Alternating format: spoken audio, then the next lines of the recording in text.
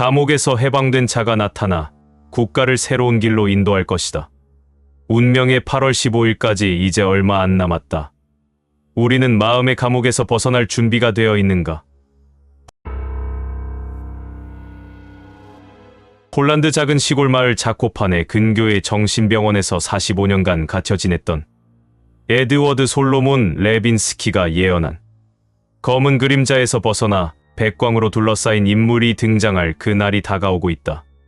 1980년 35세의 나이에 미친 환상가라는 이유로 강제 입원당한 이 노인이 어떻게 전 세계가 주목하는 예언자가 되었을까?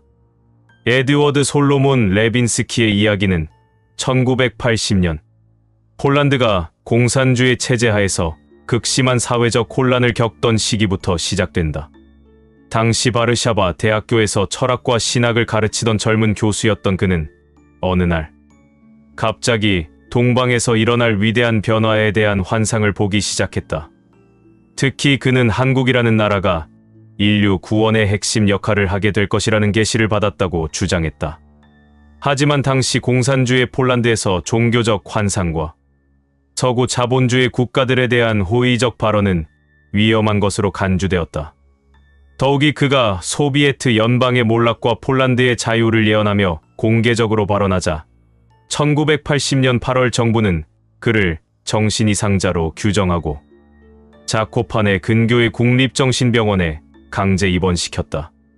45년간의 감금 생활 동안 레빈스키는 병원 독방의 벽에 작은 못과 돌멩이를 이용해 끊임없이 글자와 그림을 새겨 넣었다. 간병인들과 의사들은 이를 단순한 정신 착란 증상으로 여겼지만 2025년 4월 그가 해방된 후 이 벽화들을 분석한 결과 놀라운 사실이 드러났다. 벽에 새겨진 예언들은 1989년 베를린 장벽 붕괴, 1991년 소련 해체, 2001년 9월 11일 사건, 2008년 금융위기, 2020년 코로나19 팬데믹 등 지난 45년간 일어난 주요 사건들을 정확히 예측하고 있었던 것이다. 더욱 놀라운 것은 이 예언들이 모두 연대순으로 정확하게 기록되어 있었고 각 사건의 발생 시기와 영향까지도 세밀하게 묘사되어 있었다는 점이다. 2025년 4월 15일 폴란드 정부의 인권 개선 정책에 따라 레빈스키는 마침내 자유의 몸이 되었다. 그가 병원을 나서며 첫 번째로 한 말은 드디어 한국의 때가 왔다. 45년간 기다렸던 그 순간이 올해 8월 15일에 이루어질 것이다 였다. 이 말은 곧 전 세계 언론의 주목을 받았고 그의 과거 예언들이 재검증되면서 세계적인 화제가 되었다. 레빈스키는 자신의 예언 능력에 대해 하나님께서 주신 고통스러운 선물이라고 설명한다. 그는 특히 시간의 감옥에서 벗어나는 순간에 미래의 영상이 눈앞에 펼쳐진다고 말한다. 45년간의 물리적 감금이야말로 그의 영적 능력을 극대화시킨 신의 섭리였다는 것이 그의 믿음이다. 레빈스키가 기도와 명상 중에 받은 환상에서 하나님은 한국을 동방의 마지막 등대라고 부르셨다고 증언한다. 그는 주님께서 제게 한반도를 보여주셨습니다.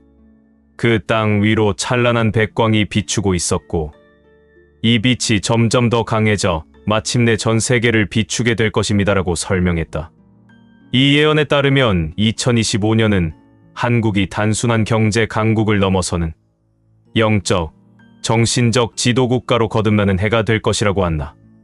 많은 나라들이 혼돈과 절망에 빠질 때 한국만이 유일하게 평화와 희망을 제시하는 나라가 될 것이라고 예언했다. 가장 주목할 만한 예언 중 하나는 감옥에서 해방된 자가 나타나 국가를 새로운 길로 인도할 것이라는 내용이다. 레빈스키는 이 인물에 대해 매우 구체적인 묘사를 제공했는데 그는 과거에 큰 시련과 고난을 겪었지만 그로 인해 깊은 지혜와 자비를 얻은 인물이라고 예언했다. 더욱 흥미로운 것은 이 인물이 어떤 형태든 감금이나 억압을 경험했고 그 경험을 통해 진정한 자유의 의미를 깨달은 존재라고 묘사했다는 점이다. 레빈스키는 이 사람은 물리적 감옥일 수도 있고 정신적 감옥일 수도 있고 사회적 편견이라는 감옥일 수도 있다. 하지만 그 어떤 형태의 감옥이든 그곳에서 벗어나면서 새로운 차원의 깨달음을 얻은 자아라고 설명했다. 레빈스키의 예언 중 가장 놀라운 부분은 한국의 통일에 관한 것이다. 그는 2025년 8월 15일을 기점으로 남북한의 화해 과정이 급속도로 진전될 것이며 2027년에는 완전한 통일이 이루어질 것이라고 예언했다. 이것은 단순한 정치적 통일이 아니라 영적, 정신적 통합이 될 것이라고 강조했다. 두 개의 반쪽이 하나가 되어 완전한 원을 이룰 때 그 원에서 발산되는 에너지가 전 아시아를 변화시키고 나아가 전 세계를 새로운 차원으로 이끌 것입니다라고 설명하며 이는 단순한 민족 통일이 아닌 인류 정신 문명의 새로운 출발점이 될 것이라고 덧붙였다. 레빈스키는 한국에서 일어날 영적 대각성에 대해서도 구체적으로 예언했다. 그에 따르면 2025년 하반기부터 한국 전역에서 설명할 수 없는 영적 현상들이 나타나기 시작할 것이며 이는 종교나 신념을 초월한 순수한 영적 체험의 물결이 될 것이라고 했다. 사람들이 갑자기 깊은 평화와 사랑을 체험하게 될 것입니다. 이는 특정 종교나 교파의 경험이 아닌 인간 본연의 신성한 본성이 깨어나는 현상입니다. 이 체험을 통해 한국인들은 자신들이 단순한 경제적 성공을 넘어서는 더 큰 사명을 가지고 있다는 것을 깨닫게 될 것입니다라고 설명했다. 이제 가장 미스터리하고 흥미로운 부분에 도달했다. 레빈스키의 수많은 예언 가운데 유독 우리의 주목을 끄는 것이 바로 8월 15일 대한민국 광복절에 대한 예언이다. 레빈스키의 예언에 따르면 광복절의 검은 그림자에서 벗어나 백광으로 둘러싸인 인물이 등장하여 한국 사회 전체를 근본적으로 변화시킬 것이라고 한다. The figure emerged from dark shadow into white light라고 표현하며 이를 해석하면 그는 어둠의 그림자 속에서 흰색에 비친 백광으로 나타난다고 하였다. 이 인물의 등장이 단순한 정치적 사건이 아닌 인류사적 전환점이 될 것이라고 강조했다. 흥미롭게도 레빈스키는 이 백광에 대해 구체적인 해석을 제공했다. 그에 따르면 이 빛은 순수성과 진리의 상징으로서 백색광은 모든 색깔의 빛이 합쳐진 완전한 빛을 의미한다고 했다. 또한 해방과 자유의 에너지로서 어떤 형태의 억압이나 제약으로부터 완전히 벗어난 상태를 나타낸다고 했다. 그리고 치유와 정화의 힘으로서 과거의 모든 상처와 아픔을 치유하는 신성한 에너지를 상징한다고 설명했다. 새로운 시작의 빛으로서 기존의 모든 것을 새롭게 만드는 창조의 에너지를 의미한다고 했다. 레빈스키는 왜 하필 8월 15일 광복절을 지목했을까? 그는 이에 대해 매우 심오한 해석을 제공한다. 광복절은 단순히 일제강점기로부터의 해방을 기념하는 날이 아닙니다. 그것은 인간 영혼의 자유를 상징하는 날입니다. 2025년 8월 15일은 한국이 물리적 해방을 넘어서서 완전한 영적 해방을 맞이하는 날이 될 것입니다. 라고 설명했다. 그는 또한 이날은 한국이 더 이상 과거의 상처나 외부의 영향에 얽매이지 않고 진정한 의미에서 인류의 영적 지도국가로 거듭나는 선언의 날이 될 것이라고 예언했다. 레빈스키가 예언한 한국 사회 전체를 변화시킬 근본적 전환은 4가지 차원에서 동시에 일어날 것이라고 한다. 첫째는 정치적 대혁명이다. 레빈스키는 기존의 모든 정치적 대립과 갈등이 완전히 해소되고 새로운 형태의 합의 정치가 등장할 것이라고 예언했다. 이는 단순한 정권 교체가 아니라 정치의식 자체의 근본적 변화를 의미한다고 설명했다. 그에 따르면 새로운 지도자는 권력을 잡기 위해서가 아니라 봉사하기 위해, 지배하기 위해서가 아니라 섬기기 위해 등장할 것이며 이는 전 세계 정치사에 전례가 없는 새로운 모델이 될 것이라고 했다. 특히 이 지도자는 좌우를 초월한 진리와 사랑만을 추구할 것이며 이로 인해 기존의 모든 이념적 대립이 무의미해질 것이라고 예언했다. 레빈스키는 이 변화로 인해 처음에는 많은 혼란이 있을 것입니다. 기존 체제에 익숙한 사람들이 당황할 것이고 새로운 방식을 이해하지 못하는 이들의 저항도 있을 것입니다. 하지만 이는 낡은 것이 떨어져 나가고 새로운 것이 자리 잡기 위한 필연적인 과정입니다라고 설명했다. 두 번째 충격은 한국 사회의 가치관과 삶의 방식의 완전한 전환이다. 레빈스키는 2025년 9월부터 한국 사회에서 매우 특별한 현상이 나타나기 시작할 것이라고 예언했다. 수많은 사람들이 갑자기 자신의 삶의 목적에 대해 근본적인 질문을 하기 시작할 것입니다. 나는 왜 살고 있는가? 진정한 행복이란 무엇인가? 나의 진짜 사명은 무엇인가와 같은 질문들이 마치 전염병처럼 퍼져나갈 것입니다. 이 현상을 레빈스키는 위대한 각성이라고 명명했다. 이는 정치적이나 경제적 동기가 아닌 순수한 영적 각성에서 오는 자발적 깨달음이 될 것이라고 강조했다. 물질적 성공과 외적 성취에만 매달려 살던 사람들이 갑자기 내면의 평화와 영적 성장에 관심을 갖기 시작할 것입니다. 이는 종교적 개종이나 특정 신앙의 채택이 아닌 인간 본연의 영성이 깨어나는 현상입니다. 라고 설명했다. 세 번째는 경제적 대변혁이다. 레빈스키는 한국의 경제적 변화에 대해서도 놀라운 예언을 했다. 그에 따르면 2025년 하반기부터 한국은 완전히 새로운 경제 패러다임을 창출할 것이라고 한다. 전 세계가 경제적 위기와 혼란을 겪을 때 한국에서는 마음의 경제학이라고 불리는 새로운 경제 모델이 등장할 것입니다. 이는 단순한 이익 추구나 경쟁이 아닌 상생과 배려, 지속 가능성을 기반으로 하는 경제 시스템입니다라고 설명했다. 레빈스키가 본 환상에 따르면 한국에서는 영혼 치유 산업이라고 부르는 완전히 새로운 형태의 산업이 폭발적으로 성장할 것이라고 한다.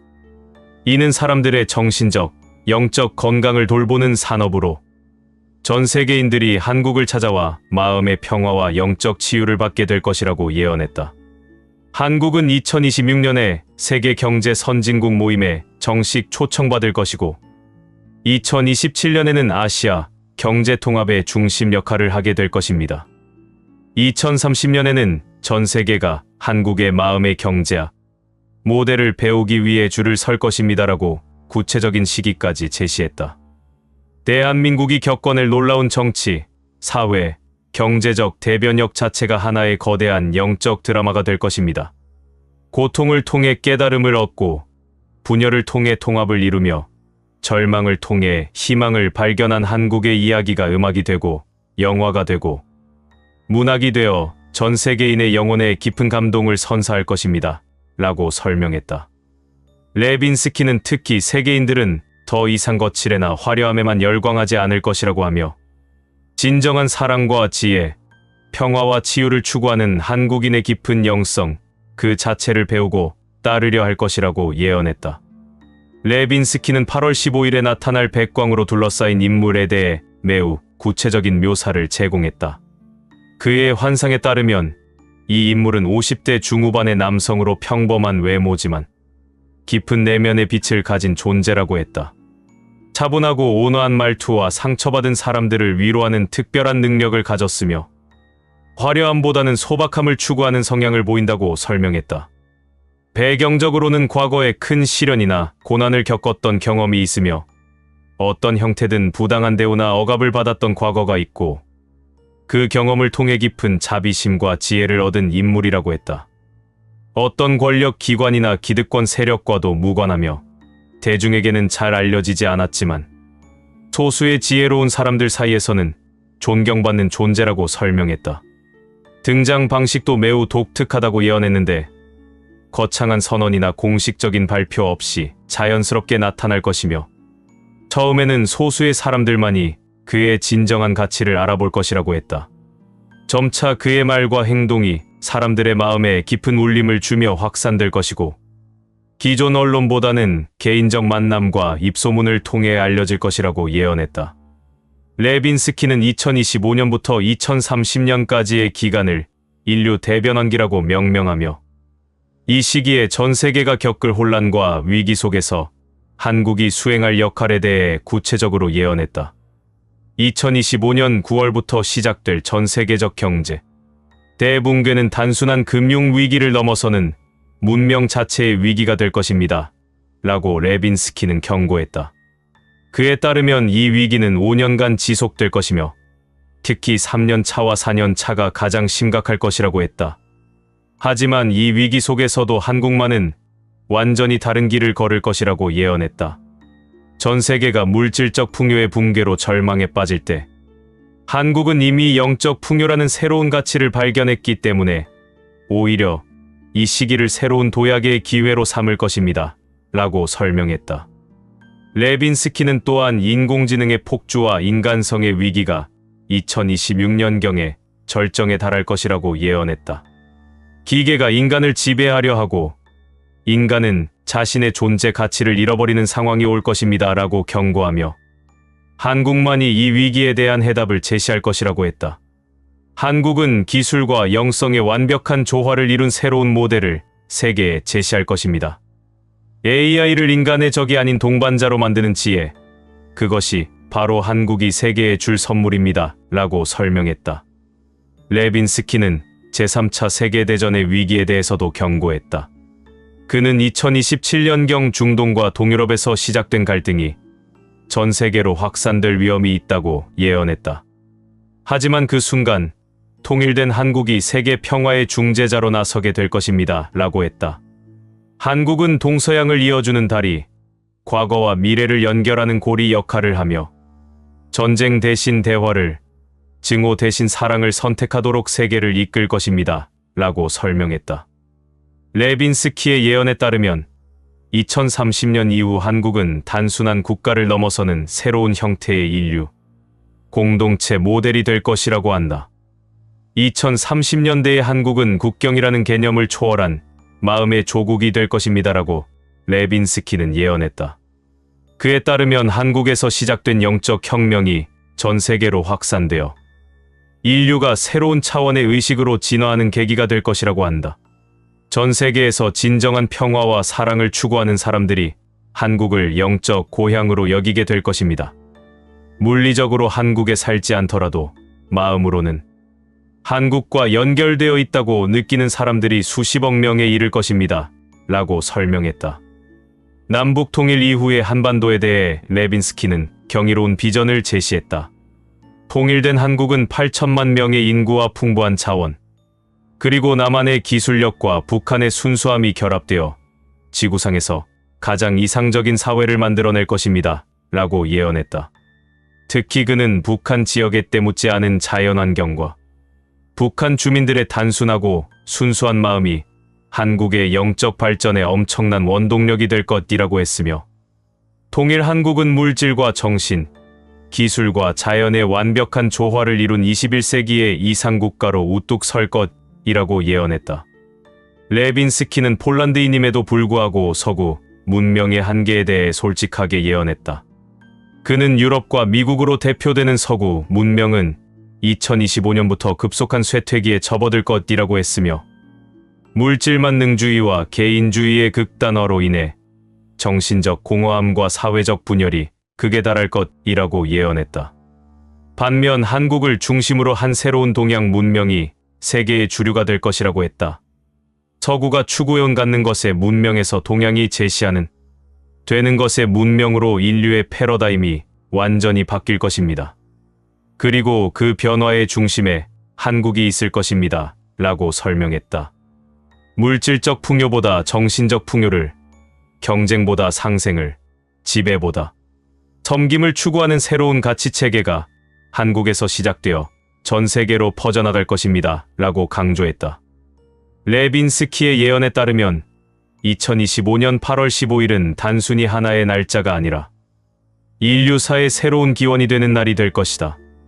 그날 등장할 백광으로 둘러싸인 인물은 한국뿐만 아니라 전 인류의 운명을 바꿀 역사적 존재가 될 것이라고 한다. 하지만 레빈스키는 예언이 단순히 정해진 운명이 아니라 인간의 의식과 선택에 따라 달라질 수 있는 가능성임을 강조한다. 하나님께서 보여주시는 미래는 경고이자 희망의 메시지입니다. 우리가 어떻게 마음을 준비하고 어떤 선택을 하느냐에 따라 그 미래는 더욱 밝아질 수도 아니면 지연될 수도 있습니다라고 말했다. 그는 특히 한국 국민들에게 이 위대한 변화를 맞이하기 위해서는 먼저 마음의 감옥에서 벗어나야 한다고 당부했다. 물질적 성공이나 사회적 지위에만 집착하지 말고 내면의 평화와 영적 성장을 추구하는 삶을 살아야 합니다. 개인의 이익만을 위한 삶에서 벗어나 인류 전체를 위한 삶을 살아야 합니다. 라고 강조했다. 마지막으로 레빈스키는 이렇게 말했다. 45년간의 감금 생활은 저에게는 고통이었지만 동시에 축복이기도 했습니다. 그 어둠 속에서 저는 진정한 빛을 보았습니다. 2025년 8월 15일, 한국도 마침내 자신들이 겪어온 모든 어둠에서 벗어나 찬란한 빛의 존재로 거듭날 것입니다. 그날은 한국이 그리고 전 인류가 새로운 차원의 존재로 진화하는 시작점이 될 것입니다. 준비된 자에게는 최고의 선물이 될 것이고 준비되지 않은 자에게는 큰 놀라움이 될 것입니다. 하지만 결국 모든 사람이 그 빛의 혜택을 받게 될 것입니다. 선택은 빨리 받아들이느냐, 늦게 받아들이느냐의 차이일 뿐입니다. 에드워드 솔로몬 레빈스키가 전하는 이 예언적 메시지가 과연 현실이 될지는 시간이 지나야 알 수 있을 것이다. 하지만 분명한 것은 45년간의 감금을 통해 얻은 그의 통찰이 단순한 환상이 아니라 인류에게 주어진 소중한 지혜의 메시지라는 점이다. 운명의 8월 15일까지 이제 얼마 안 남았다. 우리는 마음의 감옥에서 벗어날 준비가 되어 있는가? 브랜든 빅스라고 그 미국 예언가 있잖아. 설마 몰라. 트럼프 암살 시도 터질 거라고 정확히 예언해서 전 세계를 놀라게 했던 그 목수. 아, 그 아저씨? 들어본 것 같아. 미국 시골에서 살던 평범한 목수인데 갑자기 예언으로 유명해진. 근데 그 사람이 우리나라 광복절에 대해 예언을 했다고. 그것도 이상한 인물이 나타난다고. 그냥 인물도 아니고 깊은 붉은 빛으로 둘러싸인 형상의 인물이 나타나서 대한민국 전체를 뒤흔들 거래. 근데 이게 단순한 충격이 아니라는 게 소름 돋는 부분이야. 근데 진짜 무서운 건 뭐냐면 브랜든 빅스가 말하는 이 충격이 우리나라를 파괴하는 게 아니라 완전히 새로운 차원으로 끌어올릴 거대한 전환점이라는 거야. 마치 우리 민족이 정말로 세계의 중심으로 우뚝 서게 될 운명적인 순간이라는데. 깊은 붉은 빛이라니. 상상도 안 간다. 대체 그게 무슨 뜻인데? 정치인? 아니면 뭐 진짜 특별한 존재라도 나타난다는 건가? 뭔데? 빨리 자세히 얘기해봐. 궁금해 죽겠네. 2025년 8월 15일, 대한민국 광복절. 미국 오클라호마주의 작은 시골 마을 윈덤에서 평범하게 살던 목수 브랜든 빅스가 예언한 깊은 붉은 빛으로 둘러싸인 형상의 인물이 등장할 그날이 다가오고 있다. 인구 8,000명의 작은 마을에서 30년간 나무를 다듬으며 살았던 평범한 시골 남자가 어떻게 전 세계가 주목하는 예언자가 되었을까? 브랜든 빅스의 이야기는 2011년 3월 17일 밤부터 시작된다. 그날 밤, 그는 훗날 자신이 하늘의 첫 번째 손길이라고 부르게 될 꿈을 꾸었다. 그 꿈에서 그는 세계 곳곳에서 일어날 거대한 변화들을 보았고, 특히 한국이라는 나라가 전 세계적인 혼란 속에서 새로운 희망의 등대가 될 것이라는 계시를 받았다. 30년간 전형적인 시골 사람으로 살아온 브랜드는 아침 일찍 일어나 가족과 함께 커피를 마시고 이웃에게 인사하며 나무를 다듬고 아마추어 야구 경기를 보는 단순하고 조용한 삶을 살았다. 세상의 눈에는 보이지 않는 평범한 삶이었지만 보이지 않는 곳에서 무언가 깊은 일이 준비되고 있었던 것이다. 브랜든 빅스가 세계적인 주목을 받게 된 결정적 계기는 2024년 3월 14일 유튜브에 올린 영상이었다.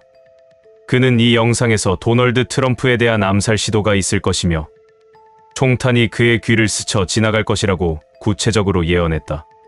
나는 그에 대한 암살 시도를 보았습니다.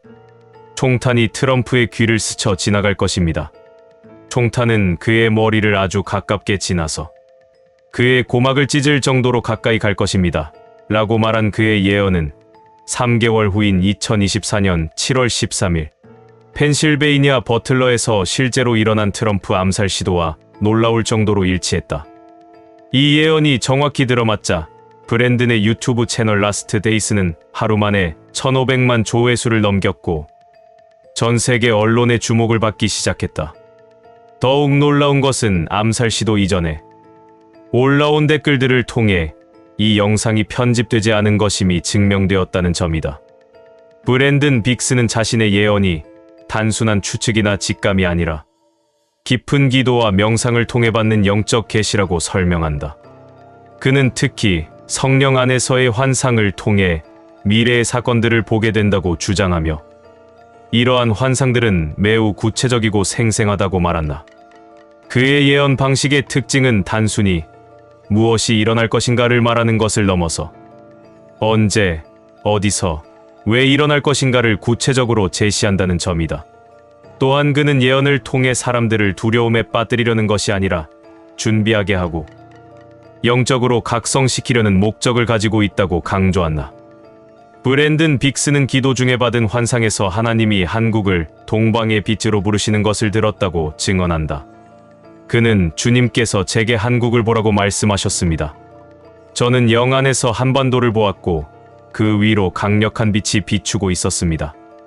이 빛은 점점 더 강해져 마침내 아시아 전역을 비추게 될 것입니다. 라고 설명했다. 이 예언에 따르면 2025년은 한국이 역사적인 전환점을 맞이하는 해가 될 것이며 많은 나라들이 경제적 어려움과 위기를 겪을 때 한국은 오히려 혁신적인 경제 성장을 이룩하며 크게 도약할 것이라고 한다. 특히 한국은 2025년 말에 이르면 전 세계가 주목하는 놀라운 변화를 경험하게 될 것이라고 예언했다. 가장 주목할 만한 예언 중 하나는 하나님께서 특별히 예비하신 지도자가 나타나 국가를 새로운 방향으로 이끌 것이라는 내용이다. 브랜든 빅스는 이 지도자에 대해 매우 구체적인 묘사를 제공했는데 그는 50대 초반의 남성으로 공직 경력이 없고 권력을 가진 적이 없는 인물이라고 예언했다. 더욱 흥미로운 것은 이 인물이 기존 정치권과는 완전히 다른 배경을 가지고 있으며 어떤 정당에도 속하지 않고 대중에게도 알려지지 않았지만 하늘의 사명을 조용히 간직한 존재라고 묘사했다는 점이다. 브랜든은 이 남자는 선택받은 자였습니다. 그의 정체는 신비에 쌓여 있었지만 확신은 분명했습니다. 한국이 다시 시작되는 지점이 될 것이라는 것이라고 말했다. 브랜든 빅스의 예언 중 가장 놀라운 부분은 한국의 통일에 관한 것이다. 그는 격암남 사고의 예언처럼 2025년에 남북한의 1차 통일이 이루어지고 2030년에 완전한 통일이 이루어질 것이라고 예언했다. 이것은 단순한 정치적 통일이 아니라 영적인 부흥과 함께할 것이라고 강조했다. 주님께서 제게 보여주신 것은 한반도의 완전한 변화입니다. 북한의 철의 장막이 무너지고 수많은 사람들이 복음을 접하게 될 것입니다. 라고 설명하며 이것은 타너스님이 예언했던 통일의 시기와 일치합니다. 라고 덧붙였다. 브랜든 빅스는 한국에서 일어날 영적 대각성에 대해서도 구체적으로 예언했다. 그에 따르면 한국 교회에는 놀라운 부흥의 물결이 밀려올 것이며 이는 1907년 평양 대부흥운동과 같은 아니 그보다 더 강력한 성령의 역사가 한국 전역을 뒤덮을 것이라고 했다. 이제 가장 미스터리하고 흥미로운 부분에 도달했다. 브랜든 빅스의 수많은 예언 가운데 유독 우리의 주목을 끄는 것이 바로 8월 15일 대한민국 광복절에 대한 예언이다. 브랜든 빅스의 예언에 따르면 광복절의 깊은 붉은 빛으로 둘러싸인 형상의 인물이 등장하여 한국 사회 전체를 근본적으로 뒤바꿀 것이라고 한다. 그는 이를 더 크림슨 랩드 피규어라고 표현하며 이 인물의 등장이 단순한 정치적 사건이 아닌 영적이고 역사적인 대전환점이 될 것이라고 강조했다. 흥미롭게도 브랜드는 이 깊은 붉은 빛에 대해 구체적인 해석을 제공했다. 그에 따르면 이 빛은 희생과 헌신의 상징으로 붉은색은 자신을 희생하여 다른 이들을 구원하려는 숭고한 정신을 나타낸다고 했다. 또한 기존 질서를 완전히 바꿀 강력한 변화의 에너지를 의미하며 세속적 권력이 아닌 영적 권위와 도덕적 지도력을 상징한다고 했다. 그리고 마지막으로 잠들어 있던 민족 정신의 완전한 각성을 나타낸다고 설명했다. 브랜든 빅스는 왜 하필 8월 15일 광복절을 지목했을까? 그는 이에 대해 매우 상징적인 해석을 제공한다. 광복절은 한국이 어둠에서 빛으로, 속박에서 자유로 나아간 날입니다. 2025년 8월 15일은 한국이 단순히 일제강점기로부터의 해방을 기념하는 것을 넘어 영적이고 정신적인 완전한 해방을 맞이하는 날이 될 것입니다. 라고 설명했다. 그는 또한 이날은 한국이 더 이상 다른 나라의 영향 아래 있지 않고 진정한 의미에서 세계를 이끄는 영적 중심 국가로 거듭나는 선언의 날이 될 것이라고 예언했다. 브랜든 빅스가 예언한 한국 사회 전체를 뒤바꿀 거대한 충격은 4가지 차원에서 동시에 일어날 것이라고 한다. 첫째는 정치적 대혁신이다. 브랜드는 기존 정치 구조가 완전히 해체되고 새로운 형태의 지도력이 등장할 것이라고 예언했다. 이는 단순한 정권 교체가 아니라 정치 시스템 자체의 패러다임 전환을 의미한다고 설명했다. 그에 따르면 새로운 지도자는 권력을 위해서가 아니라 섬김을 위해, 지배하기 위해서가 아니라 봉사하기 위해 등장할 것이며, 이는 전 세계 정치사에 전례가 없는 새로운 모델이 될 것이라고 했다. 특히 이 지도자는 좌도 우도 아닌 오직 진리와 정의만을 추구할 것이며, 이로 인해 기존의 정치적 대립 구조가 완전히 해소될 것이라고 예언했다. 브랜드는 이 변화로 인해 처음에는 극심한 혼란이 있을 것입니다.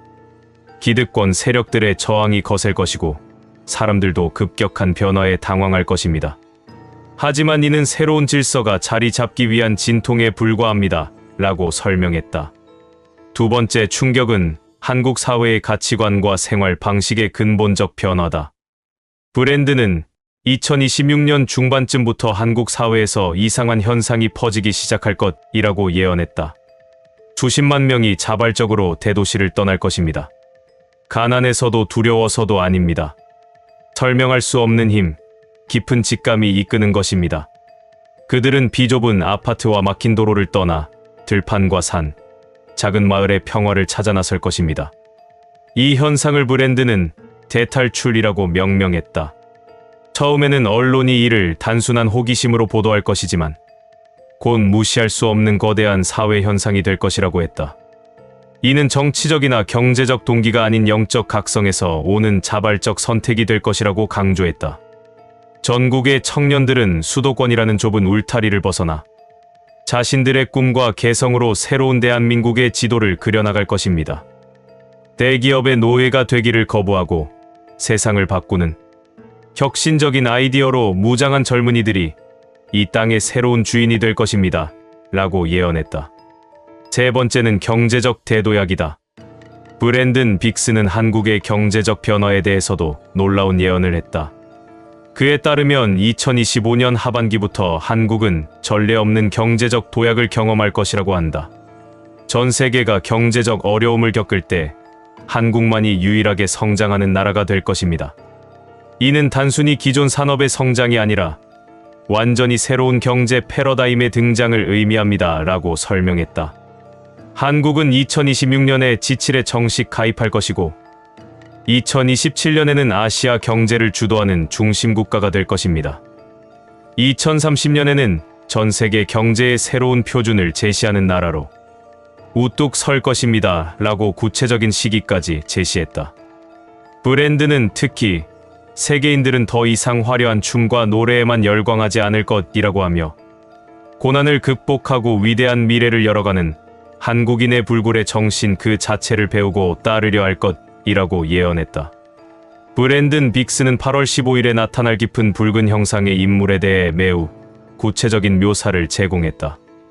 그의 환상에 따르면 이 인물은 50대 초반의 남성으로 키가 크지 않지만 강인한 체격을 가지고 있으며 깊고 지혜로운 눈빛과 소탈하고 검소한 옷차림이 특징이라고 했다. 특별한 카리스마보다는 따뜻한 인간미가 돋보이는 외모를 가졌다고 묘사했다.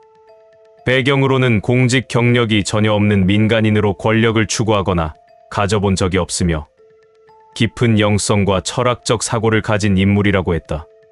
어떤 정당이나 기존 정치 세력과도 무관하며 대중에게는 알려지지 않았지만 소수의 지혜로운 사람들 사이에서는 존경받는 존재라고 설명했다. 등장 방식도 특이하다고 예언했는데 화려한 발표나 공식적인 출마 선언 없이 자연스럽게 등장할 것이며 처음에는 소수의 사람들만이 그의 진가를 알아볼 것이라고 했다.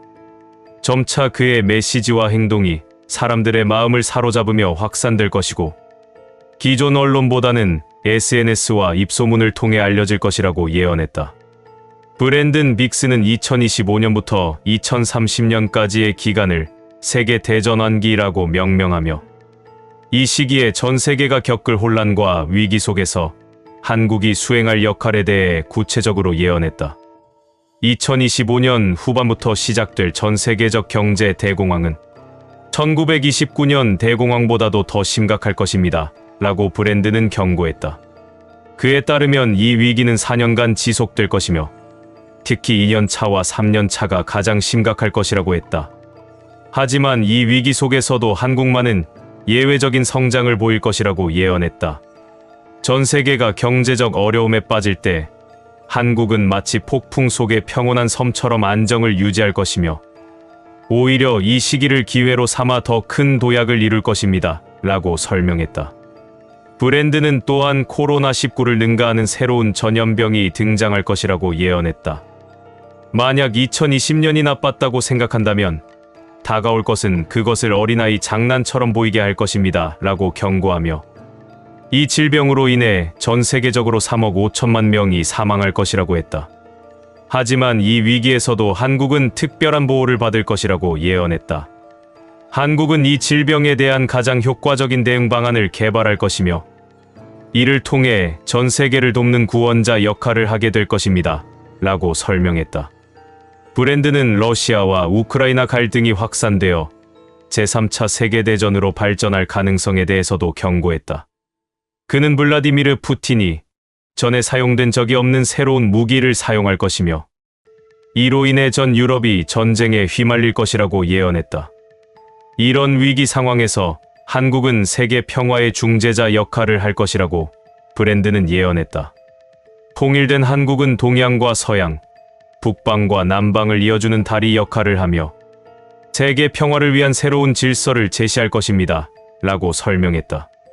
브랜든 빅스의 예언에 따르면 2030년 이후 한국은 단순한 경제 강국을 넘어서는 새로운 차원의 문명 중심지가 될 것이라고 한다. 2030년대의 한국은 물질 문명의 한계를 깨닫고 정신 문명으로 전환하는 인류의 선도 국가가 될 것입니다. 라고 브랜드는 예언했다. 그에 따르면 한국에서 시작된 영적 대각성이 전 세계로 확산되어 인류가 새로운 차원의 의식으로 진화하는 계기가 될 것이라고 한다. 전 세계에서 영적 갈증을 느끼는 사람들이 한국을 찾을 것입니다. 한국의 사찰과 교회, 그리고 새로운 형태의 영적 공동체들이 인류의 정신적 성장을 이끄는 중심지가 될 것입니다. 라고 설명했다. 남북 통일 이후의 한반도에 대해 브랜드는 놀라운 비전을 제시했다.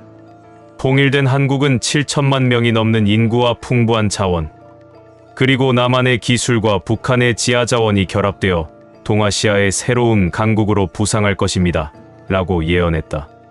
특히 그는 북한 지역에서 발견될 새로운 지하자원과 북한 주민들의 순수한 정신력이 한국의 발전에 큰 동력이 될 것이라고 했으며 통일 한국은 중국과 러시아, 일본 사이에서 균형자 역할을 하며 동아시아 평화의 핵심 축이 될 것이라고 예언했다. 브랜든 빅스는 미국인임에도 불구하고 미국과 서구 문명의 쇠퇴에 대해 솔직하게 예언했다. 그는 미국은 2025년부터 시작되는 대공황과 사회적 혼란으로 인해 세계 패권국의 지위를 잃게 될 것이라고 했으며 유럽 또한 경제 위기와 난민 문제, 종교적 갈등으로 인해 큰 어려움을 겪을 것이라고 예언했다. 반면 한국을 포함한 동아시아 지역은 새로운 문명의 중심지로 부상할 것이라고 했다. 특히 한국은 이 과정에서 동방의 빛으로서 새로운 질서와 가치를 제시하는 역할을 할 것이라고 강조했다.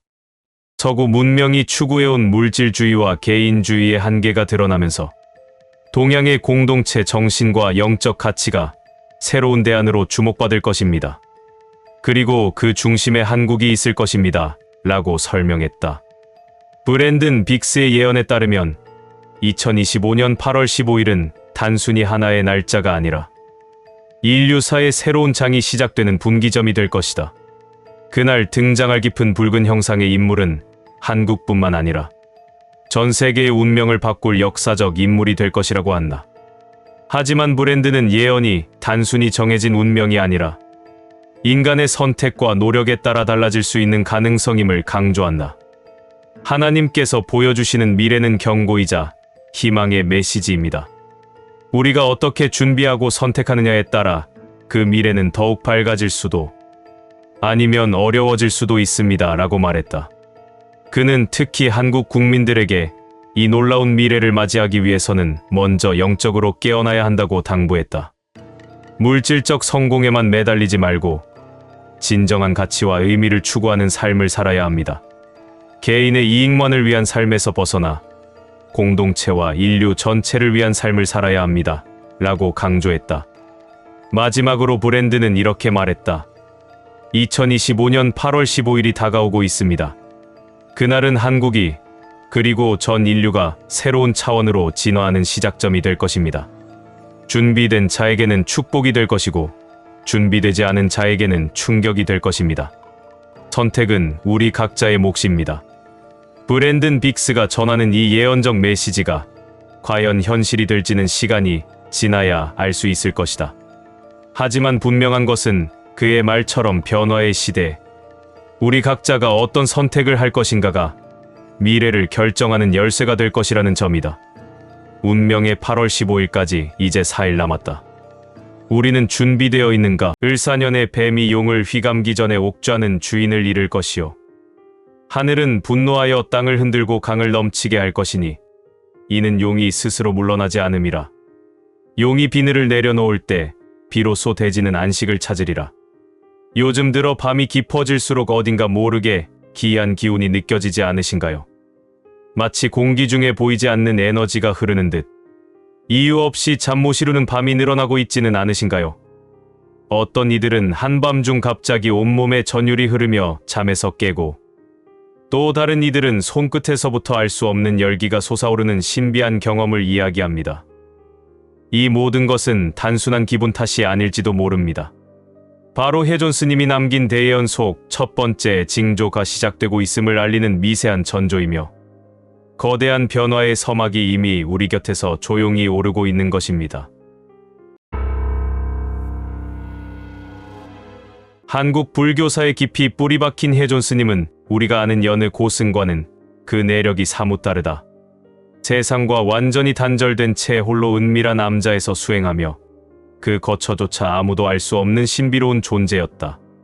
수백 년간 이어져 온 그의 가문은 대대로 도참과 예언의 깊은 조예를 가진 수행자들의 계보였으며 혜존 스님은 그 전통의 마지막 계승자였다. 스님의 수행은 일반적인 불교 수행과는 달랐다. 화엄경의 심오한 교리와 주역의 음양오행론, 그리고 고대로부터 전해 내려오는 우리나라의 도참 사상을 하나로 융합한 독특한 깨달음의 길을 걸었다. 그는 백두산 천지에서 7년간의 극한 수행을 마친 후 한국의 미래를 꿰뚫어보는 신통력을 얻었다고 전해진다. 혜존 스님이 남긴 가장 중요한 예언은 바로 삼국 징조설이다. 그는 한국이 새로운 시대를 맞이하기 전에 반드시 3가지 중요한 징조가 나타날 것이라고 예언했다. 이 징조들은 모두 우리 민족의 영적 정체성과 깊이 연결된 상징적 장소에서 발현될 것이라고 했다. 첫 번째 징조, 광복절의 기이한 현상. 첫 번째 징조는 광복절에 나타날 것이라고 했다. 광복절은 단순히 일제강점기로부터의 해방을 기념하는 날이 아니라 우리 민족이 빛을 되찾은 날이라는 깊은 의미를 담고 있다. 혜존 스님은 특정한 해의 광복절의 하늘에서 기이한 빛의 현상이 나타날 것이며 이때 새로운 지도자의 탄생을 알리는 천상의 신호가 있을 것이라고 예언했다. 이날에는 평소와 다른 대기의 진동이 느껴지고 태극기가 바람 없이도 저절로 펄럭이는 현상이 목격될 것이며 한반도 상공에 용 모양의 구름이 형성되어 동방으로 향하는 모습이 보일 것이라고 했다. 이러한 현상을 직접 목격한 사람만이 새로운 지도자를 알아볼 수 있는 영적 안목을 갖게 된다고 전했다. 두 번째 징조, 가장 높은 폭포의 신비로운 변화. 두 번째 징조는 우리나라에서 가장 높은 폭포에서 나타날 것이라고 했다. 이는 설악산의 토왕성 폭포를 가리키는 것으로 해석된다. 포항성 폭포는 총 길이 320m로 우리나라에서 가장 긴 폭포이며 상중하 3단에 걸쳐 웅장한 물줄기를 자랑한다. 해존 스님의 예언에 따르면 특별한 시기에 이 폭포에서 물이 거꾸로 올라가는 기현상이 일어날 것이며 폭포 주변의 바위에서 신비로운 글씨가 나타날 것이라고 했다. 이 글씨는 고대 한자로 되어 있으며 새로운 지도자의 이름과 그가 이룰 업적에 대한 암시가 담겨 있을 것이라고 전했다. 또한 폭포 상단에서 황금빛 용이 승천하는 모습이 목격될 것이며 이를 본 사람은 그 지도자의 진정한 면모를 알아보게 될 것이라고 했다. 세 번째 징조, 민족의 영산에서 일어나는 신이한 일. 세 번째이자 마지막 징조는 우리 민족의 영산인 백두산에서 나타날 것이라고 했다. 백두산은 한 민족의 발상지로 또 개국의 터전으로 숭배되어 왔던 민족의 영산이었으며 우리 민족의 정신적 고향이자 성산으로 여겨져 왔다. 해존 스님은 백두산 천지에서 특별한 현상이 일어날 것이라고 예언했다. 평소 푸른빛을 띠던 천지의 물이 하루 동안 황금빛으로 변하며 이때 호수 중앙에서 거대한 봉황이 날아오르는 환상이 나타날 것이라고 했다. 동시에 백두산 정상에서 신묘한 향기가 사방으로 퍼져나가며 이 향기를 맡은 사람들은 갑자기 한국어로 대화하게 될 것이라고 전했다. 이는 새로운 지도자가 온 세계의 한 민족의 위상을 드높일 것을 상징한다고 해석했다. 새로운 지도자의 출현과 그의 사명.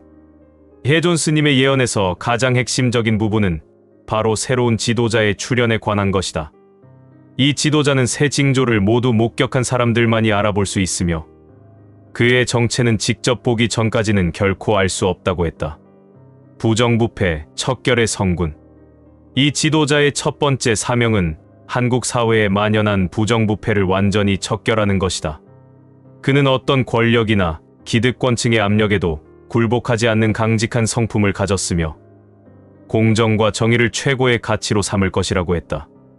그의 통치하에서는 단 한 푼의 공금도 사적으로 사용될 수 없으며 모든 정치적 결정이 국민의 이익을 최우선으로 할 것이라고 예언했다.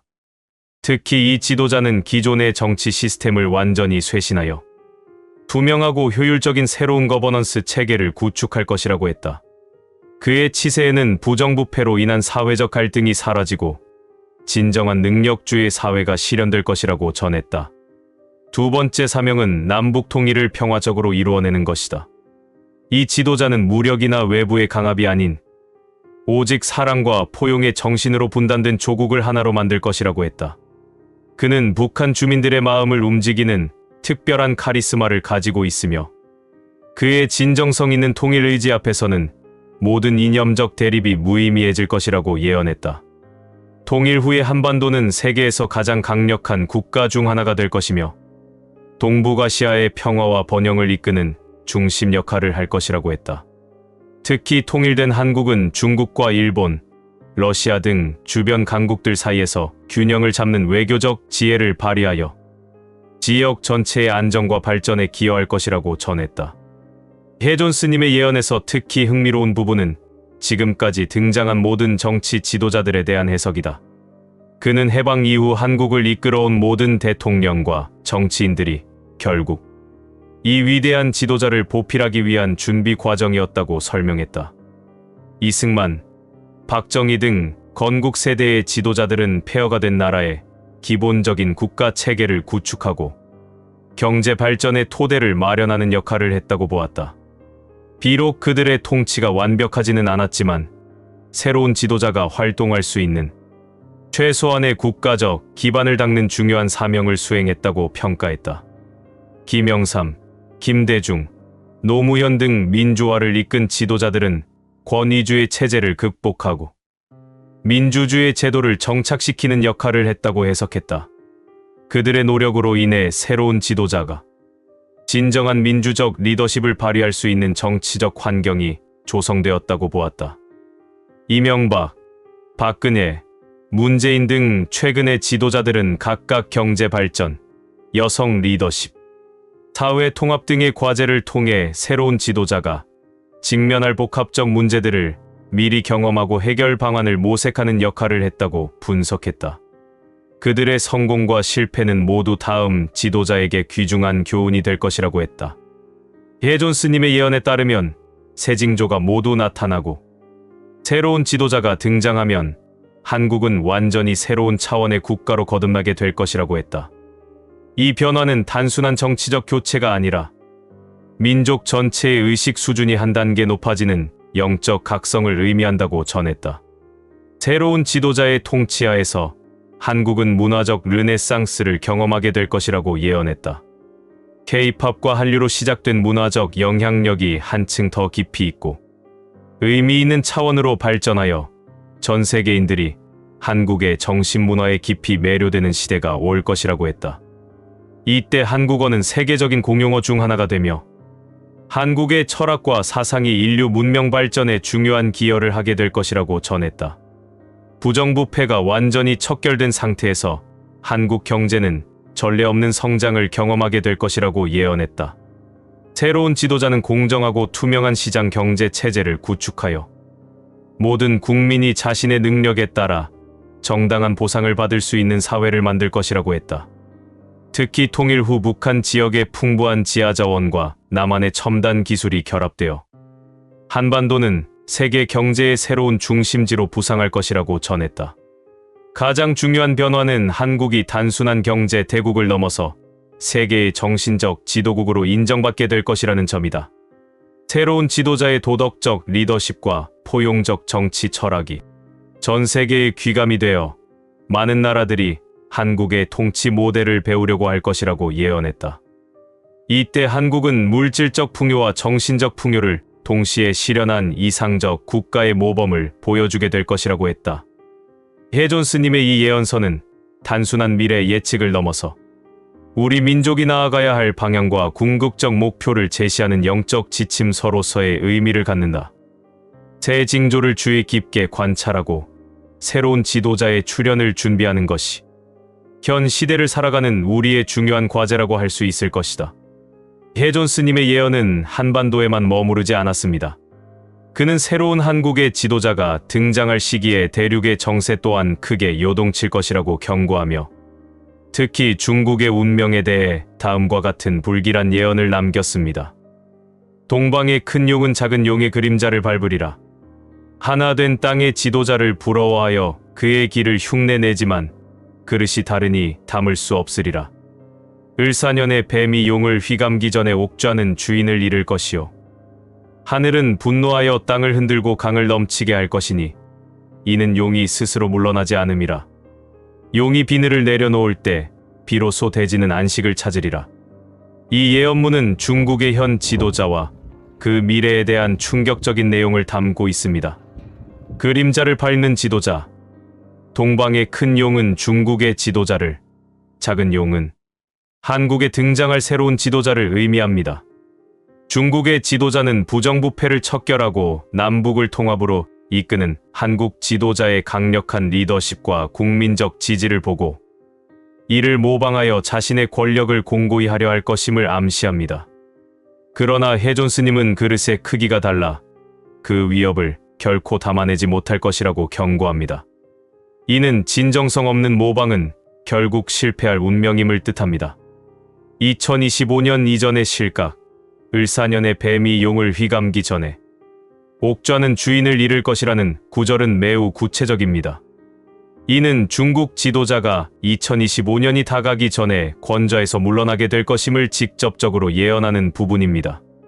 그의 실각은 내부 권력 투쟁이나 아래에 언급될 거대한 민심의 이반으로 인해 촉발될 수 있습니다. 멈추지 않는 자연재해. 예언의 가장 무서운 부분은 하늘은 분노하여 땅을 흔들고 강을 넘치게 할 것이라는 구절입니다.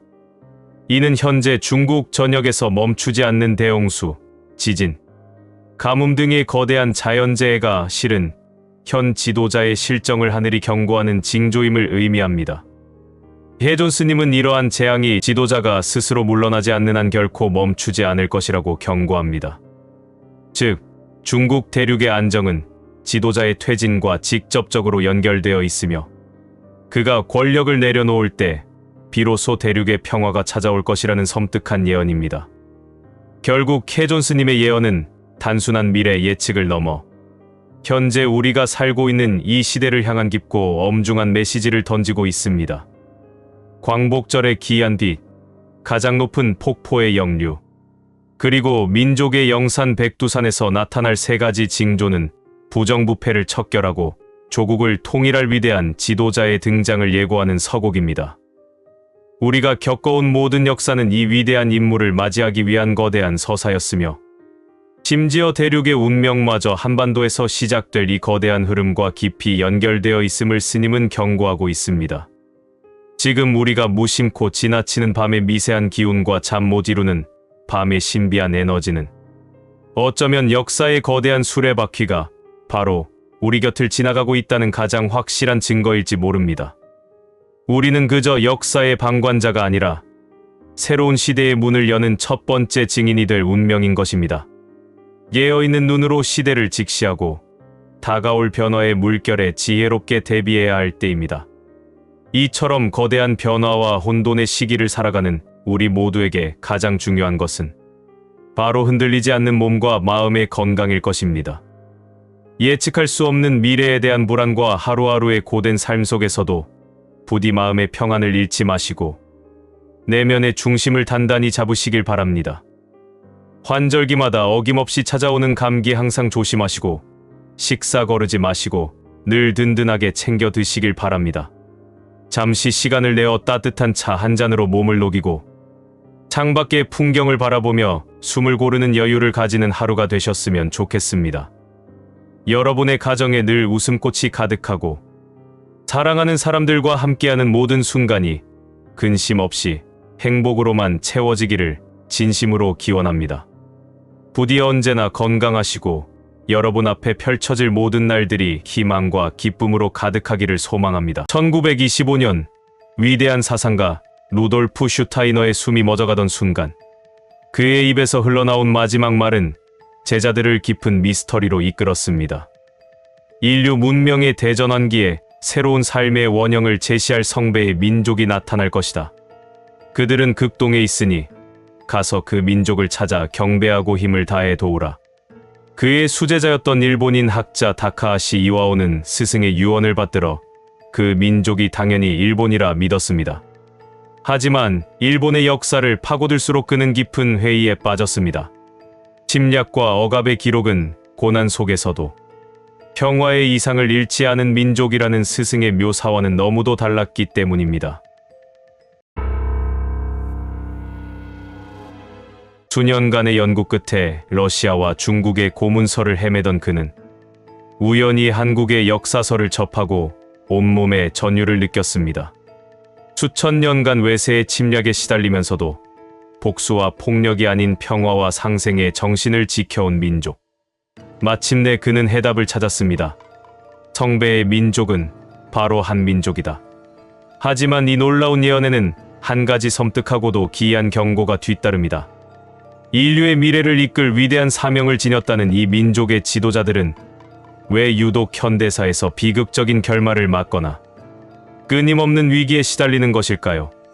여기에는 한 명의 지도자가 나라 전체를 독단으로 이끌지 못하도록 운명적으로 설계된 성배의 민족만이 짊어져야 할 필연적인 굴레에 대한 슈타이너의 소름 돋는 예언이 숨어 있습니다. 루돌프 슈타이너는 철학자이자 교육자, 신비주의 사상가로서 인간과 우주의 본질을 탐구하며 현대적 인지학의 기초를 세운 인물이다. 그는 놀라운 통찰과 예언으로 유명한데 특히 그의 2025년 예언은 오늘날까지도 사람들에게 깊은 영향을 끼치고 있다. 슈타이너는 그의 임종 직전 2025년 한국에서 강렬한 변화를 촉발할 사건이 일어날 것이라고 예언했다. 그는 이를 두고 세계의 흐름을 바꿀 중심이 되는 민족이 극동에서 드러날 것이다라고 표현했다. 슈타이너가 남긴 예언 중 가장 놀라운 것은 극동의 작은 민족이 인류 문명의 중심이 될 것이다라는 말이었다. 그의 제자 중 한 명이었던 일본 인지학회 회장 타카하시 이와오는 슈타이너가 남긴 이 메시지가 한국, 즉 한민족을 지칭한 것이라고 주장하며 일본 학계에 충격을 던졌다. 슈타이너는 생애 마지막 시기, 세계의 운명과 관련된 마지막 예언을 남겼다. 그는 이렇게 말했다. 인류 문명의 대전환기에는 새로운 삶의 원형을 제시하는 성배의 민족이 역사에 나타난다. 그 민족은 본디 개인적으로나 집단적으로나 깊은 영성과 지혜를 간직한 민족으로서 세계에 대한 근본적인 꿈과 이상을 품고 있으나 끊임없는 외세의 침략과 내부의 사악한 폭정 아래 억압당해온 과정에서 그 꿈과 이상을 깊은 내상처럼 안으로만 간직하고 쓰라린 삶을 살아온 민족이다. 그러나 대전환의 때가 이르면 새 삶의 원형을 제시하는 성스러운 소명을 반드시 수행하고야 만다. 로마가 지배하는 지중해 문명의 전환기에는 그 성배가 이스라엘 민족에 있었으나 그때보다 더욱 근본적인 전 인류 문명사의 대전환기인 현대에는 그 민족은 분명히 극동에 와 있다. 그 이상은 나도 알 수 없다. 이제 너희는 그 민족을 찾아 경배하고 힘을 다하여 도우라. 슈타이너는 인류 문명의 대전환기가 도래할 것을 예언하며 그 전환기의 중심이 될 민족이 극동에 있음을 암시했다. 그는 이 민족이 오랜 세월 외세의 침략과 억압을 겪고도 복수와 폭력의 길을 따르지 않았으며 한민족적 영성과 평화의 이상을 깊이 간직하고 있을 것이라고 했다. 슈타이너의 제자였던 일본 인지학회 회장 타카하시 이와오는 처음에는 슈타이너가 말한 민족이 일본이라고 믿었다. 그는 일본으로 돌아가 일본의 고대 문헌과 전설, 역사서를 조사했지만 일본 민족이 슈타이너의 묘사와 일치하지 않는다는 사실을 깨닫게 되었다. 타카하시는 일본이 침략의 역사를 가지고 있다는 점, 그리고 타 민족을 억압하고 자신들의 이익을 위해 행동한 사례가 많다는 점에서 성배의 민족은 일본이 아니라고 결론지었다. 결국 그는 러시아와 중국의 고문서를 조사하다가 한국 역사서에 기록된 한민족의 평화와 생명을 중시하는 정신과 외세의 침략 속에서도 평화를 간직한 민족성을 발견하게 되었다. 그는 한국이 바로 슈타이너가 예언한 성배의 민족임을 확신하고 이를 발표했다. 러시아와 일본의 문헌과 정보를 통해 일본을 포함한 극동 아시아를 샅샅이 살피던 중 우연히 한국의 역사서를 읽고 문득 큰 전율과 함께 예언의 민족이 바로 한민족임을 깨달았노라. 그 민족은 바로 한국 민족이다. 오늘의 이스라엘은 한국 민족이며 오늘의 로마는 미국이다. 타카하시의 이 발표는 일본 사회에 큰 반향을 일으켰다. 이는 한민족이 세계의 중심이 될 것이다라는 그의 발언으로 이어졌고 일본 역사 잡지에 실리며 한국과 일본의 학계에 적지 않은 파장을 불러왔다. 타카하시는 한국 민족이 외세의 침략에 끊임없이 시달렸지만 스스로를 지키기 위해 상대를 학살하거나 폭력을 행사하지 않았다는 점에서 슈타이너가 말한 평화의 성배 민족과 일치한다고 주장했다. 타카하시는 이를 뒷받침하는 자료로 중국의 고대 문헌 산해경을 언급했다. 산해경에서는 한국에 대해 다투기를 싫어하며 양보하기를 좋아하는 군자의 나라, 풍속이 어질고 장수함으로 죽지 않는 군자의 나라로 기록되어 있다고 전한다. 루돌프 슈타이너의 예언 중 과거부터 2025년 이후 한국 지도자들이 겪게 될 운명에 대한 내용은 성배의 민족이라는 개념과 깊이 연관되어 전해집니다. 이 예언은 한국의 지도자들이 겪는 정치적 위기가 단순한 불운이 아니라 한민족이 지닌 특별한 사명과 관련된 필연적인 과정이라고 설명합니다. 슈타이너의 예언에 따르면 성배의 민족으로 지목된 한국의 지도자들은 지속적인 위기를 맞는 운명을 타고났습니다. 이는 한 명의 지도자가 절대적인 권력을 휘두르며 나라 전체를 잘못된 길로 이끌거나 파멸시키는 것을 막기 위한 일종의 안전장치와 같은 개념으로 해석됩니다. 즉, 위기는 지도자의 독단을 견제하고 국가가 올바른 방향으로 나아가도록 하는 필연적인 과정이라는 것입니다. 이러한 운명은 성배의 민족이 짊어져야 할 사명의 일부로 실현을 통해 더 높은 차원의 정신적 성장을 이루고 궁극적으로 인류에게 새로운 정신 문명의 모델을 제시하는 역할을 수행하기 위한 과정으로 여겨집니다. 슈타이너는 예언에서 2025년 이후 일본이 겪을 자연재해를 다음과 같이 묘사했다. 큰 봉우리에서 거대한 화염이 치솟아 하늘과 대지를 물들이며 땅이 갈라지고 바다가 흔들릴 것이다. 이는 이 땅에 쌓아둔 모든 어둠과 고통의 에너지가 폭발하며 새로운 시대의 문을 여는 고통스러운 과정이 될 것이다. 타카하시 이와오는 이 예언에 대해 슈타이너가 묘사한 자연재해는 일본의 후지산 분화를 가리키는 것으로 보인다고 말했다. 그는 일본 열도가 환태평양 조산대, 즉 불의 고리 위에 위치한 만큼 일본이 화산과 지진으로 인한 재앙에 특히 취약하다는 점을 강조했다. 슈타이너는 2025년에 한국이 인류사의 중요한 변화를 이끄는 열쇠가 될 것임을 암시했다. 그의 예언은 다음과 같이 묘사되어 있다. 작고 고요한 땅에서 하늘을 찢는 빛이 솟아오를 것이다. 그 빛은 사람들에게 충격처럼 다가오겠지만 동시에 대지를 감싸는 울림으로 퍼지며 새로운 시대를 열 것이다. 이는 축복이자 재앙으로서 인류 전체에 영향을 미칠 것이다. 슈타이너의 이 예언은 단순한 자연현상이 아니라 정치적, 사회적, 영적인 변화를 포함한 거대한 전환점을 암시하는 것으로 해석된다. 한국의 전설적인 예언가 타너스님 또한 한국에 대한 비슷한 예언을 남겼다. 그는 현대 문명이 맞닥뜨릴 대격변의 순간에서 한 민족이 그 중심 역할을 하게 될 것이라고 말했다. 지구의 축이 바로 서는 대격변이 일어날 것이다. 지구 표면에는 큰 변화가 발생하여 대재앙이 연속적으로 일어난다. 이 대재앙 때 한반도는 지구의 중심 주축에 위치하여 한국인이 가장 많이 살아남고 피해도 가장 적게 입는다. 동쪽 지역은 일부가 바닷속으로 침몰하지만 서쪽 지역의 땅이 드러나며 한반도의 영토는 지금보다 훨씬 넓어진다. 오래지 않아 한국에는 위대한 인물들이 나와 분단된 조국을 통일하고 평화로운 국가를 건설할 것이다. 한편 일본은 가장 불행한 나라가 될 것이다. 일본은 고대부터 문화를 전파시켜 준 한국을 지난 500년 동안 49차례에 걸쳐 침략해왔다. 이에 동양 사상의 근본 원리인 인과 법칙이 적용되어 일본은 엄청난 환란을 겪게 될 것이다. 일본의 3분의 2가 물에 잠겨 영토가 3분의 1밖에 남지 않는다. 또 일본인들은 한국으로 피난을 올 것이며 일본은 독립을 유지하기에는 너무 작은 영토밖에 남지 않기 때문에 한국의 영향권 내로 들어오게 된다. 그리고 중국은 민족 간의 갈등이 격화되어 여러 개의 나라로 분열된다. 중국은 56개의 소수민족으로 이루어진 나라이기 때문에 태생적으로 분열될 수밖에 없는 운명을 타고났다. 결국 중국은 여러 민족 간의 갈등과 분열이 가속화되어 나라가 분열된다.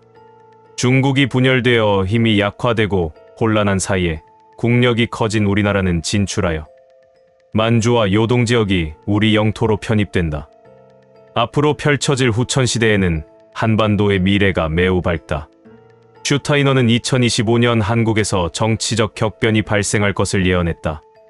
이는 단순한 내부적 혼란을 넘어선 세계적으로 중요한 파급력을 가진 사건이 될 것이라고 말했다. 그는 한 시대가 끝나고 새로운 리더가 탄생할 것이다라고 말했다. 이는 기존의 정치 구조와 권력 체제가 완전히 뒤흔들릴 사건을 암시한다. 그의 예언 내용을 현대의 상황에 비추어 보면 이는 대통령, 탄핵과 같은 극적인 정치적 사건이거나 새로운 지도자가 등장해 한국과 세계 질서에 큰 영향을 미치는 전환점을 맞이할 가능성을 의미한다. 혼란은 질서의 어머니이다. 한 시련이 끝나면 빛나는 별이 떠오를 것이다. 슈타이너는 2025년 한국에서 예상치 못한 자연재해가 발생할 가능성도 경고했다. 그는 이를 두고 대지가 울부짖고 하늘이 갈라지는 순간 사람들은 스스로의 오만을 돌아보게 될 것이다라고 말했다. 그는 동아시아, 특히 한반도와 일본, 중국 연안 지역이 대규모 지진과 쓰나미의 영향을 받을 위험이 크다고 경고했다. 이러한 자연재해는 한국 사회에 큰 충격을 줄 것이지만 동시에 이를 극복하는 과정에서 더욱 강력해지는 계기가 될 것이라고 밝혔다. 대지는 인간에게 가장 가혹한 교사이다. 그러나 이 교훈은 궁극적으로 빛나는 미래로 나아가는 길을 열어줄 것이다. 슈타이너는 예언 속에서 작은 땅에서 하늘을 찢는 빛이라는 표현을 통해 한국이 세계를 놀라게 할 기술적 혁신을 이룰 것을 언급했다. 그는 한국이 인공지능과 디지털 기술의 핵심 리더가 될 것이라고 말했다. 이는 전 세계가 한국의 기술적 리더십을 따를 정도로 놀라운 성취가 될 것이다. 일부 해석가들은 하늘을 찢는 빛이 한국의 우주산업, 예컨대 인공위성 발사나 우주 탐사와 관련된 기술적 돌파구를 암시한다고 보고 있다. 슈타이너는 2025년 이후 한반도가 강력한 통일의 길로 나아갈 것이라고 예언했다. 그는 분리된 강물이 하나로 합쳐지는 순간 강력한 물줄기가 대지를 적실 것이다라는 비유로 한반도 통일을 암시했다. 통일된 한국은 단순히 분단의 치유를 넘어 세계 질서의 재편에서 중추적인 역할을 할 것이라고 말했다. 평화와 화합의 문이 열린다면 한반도는 인류의 새로운 빛이 될 것이다. 슈타이너의 예언 중 가장 놀라운 점은 한국이 2025년 이후 세계의 중심적 역할을 하게 될 것이라는 부분이다. 그는 한민족이 인류 문명의 전환기에 새로운 원형을 제시할 민족으로 떠오를 것이라고 말했다. 그는 그 민족은 끊임없는 외세의 침탈과 고난 속에서도 평화와 이상을 잃지 않았다. 그들이 드디어 지구의 중심에 서게 될 것이다라고 말했다. 이는 단순히 한국의 경제적 부상을 넘어 도덕적 리더십과 문화적 영향력을 통해 전 세계를 이끄는 국가로 자리 잡을 것임을 의미한다. 인류 문명의 대전환기에 새로운 삶의 원형을 제시할 민족이 극동의 작은 땅에서 나타날 것이다. 그 민족의 역사는 쓰라리고도 고통스럽지만 이는 그들이 세상을 이끄는 정신적 힘의 근원이 될 것이다. 2025년 하늘을 찢는 빛이 그 땅에서 솟아오르고 대지를 울리는 울림이 지구를 감쌀 것이다. 그 빛은 축복이자 시련으로 그 민족에게 새로운 시대를 열어줄 것이다.